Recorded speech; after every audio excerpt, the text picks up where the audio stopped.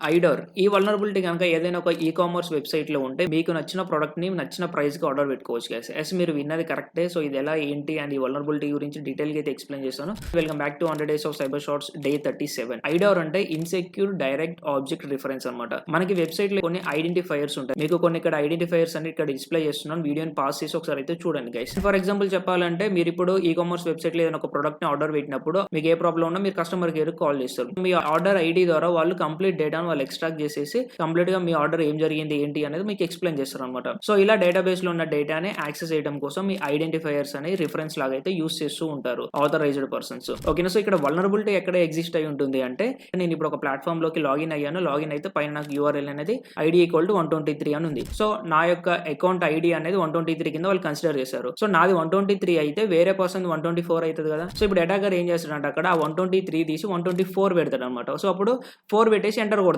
Enter కొట్టినప్పుడు కనుక మనకి వేరే పర్సన్ యొక్క అకౌంట్ కనుక వచ్చినట్టయితే అక్కడ మనకు ఆ ఐడెంటిఫైర్ ఏదైతే ఉందో అది వల్నరబుల్. సో అవి వీక్ గా ఉన్నప్పుడు ఈ విధంగా నెంబర్స్ ని మోడిఫై చేసి అటాకర్స్ డేటాని ఎక్స్ట్రాక్ట్ చేస్తారు గైస్ బయటికి. అండ్ ఇక్కడ మనం ప్రైస్ మ్యానిపులేషన్ కూడా చేయొచ్చు. మనకి ఇప్పుడు ఐడి ఈజ్ ఈక్వల్ టు ఒక ఐడెంటిఫైర్ ఎలా ఉందో ప్రైస్ ఈక్వల్ టు అని కూడా ఒక ప్రైస్ అని ఒక ఐడెంటిఫైర్ ఉంటుంది అనమాట కామర్స్ వెబ్సైట్ లో. సో వాటిని మనం మ్యానిపులేట్ చేసేసి మనం ఆర్డర్ చేసుకోవచ్చు. సో ఇది ప్రాక్టికల్ గా ఏ విధంగా చేయాలనేది కంప్లీట్ ప్రాసెస్ అనేది మన ఇన్స్టాగ్రామ్ బ్రాడ్కాస్ట్ ఛానల్ లో పోస్ట్ చేస్తాను. ఒకసారి వెళ్ళి చెక్అవుట్ చేయండి. Thank you.